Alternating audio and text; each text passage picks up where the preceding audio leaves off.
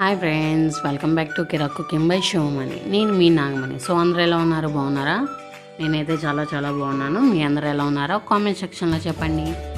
ఈరోజు మనం కేఎఫ్సి స్టైల్లో చికెన్ తయారు చేసుకుందాం. ముందుగా లెగ్ పీసులని బాగా వాష్ చేసుకొని పక్కన పెట్టుకొని అల్లం చిన్నులపాయ పేస్ట్, గరం మసాలా, చికెన్ మసాలా, ఇది ధనియాలు మిరియాలు డ్రై రోస్ట్ చేసి మిక్సీ పట్టుకున్నది 1 స్పూన్, రుచికి సరిపడా సాల్ట్,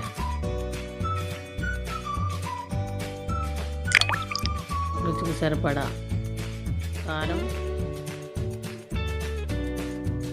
వేసి బాగా మిక్స్ చేసుకున్నాం. బాగా మిక్స్ చేసి ఒక ½ అన్ అవర్ పాటు ఫ్రిడ్జ్లో పెట్టేసుకుందాం.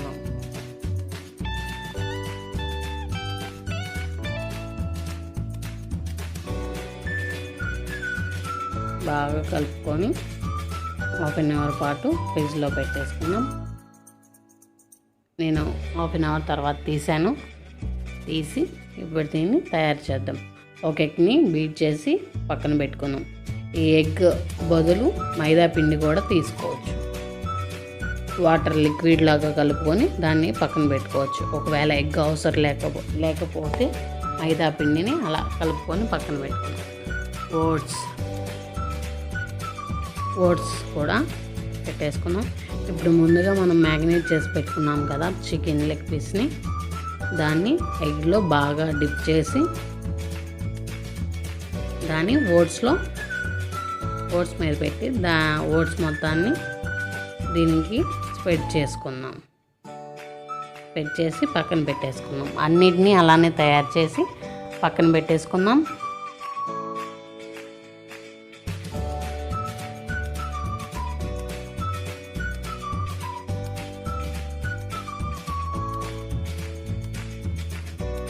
నేను ముందు ఒకటి ట్రై చేశాను, ఆ తర్వాత మీకు వీడియో పెట్టాను.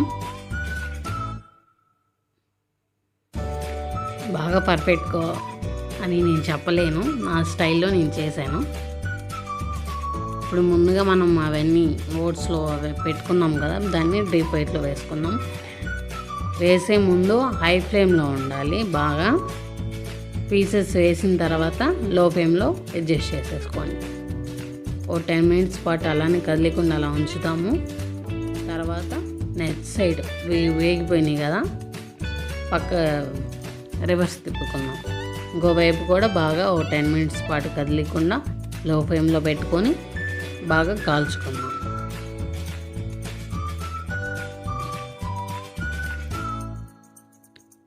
ఇవి వేగిపోయినాయి. సెకండ్ సైడ్ కూడా తీసేసి సర్వింగ్ ప్లేట్లోకి తీసేసుకోవటమే.